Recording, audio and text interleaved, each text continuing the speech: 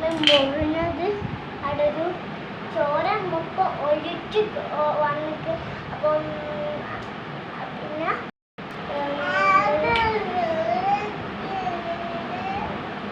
ചോര ഒഴിച്ച് വന്നു.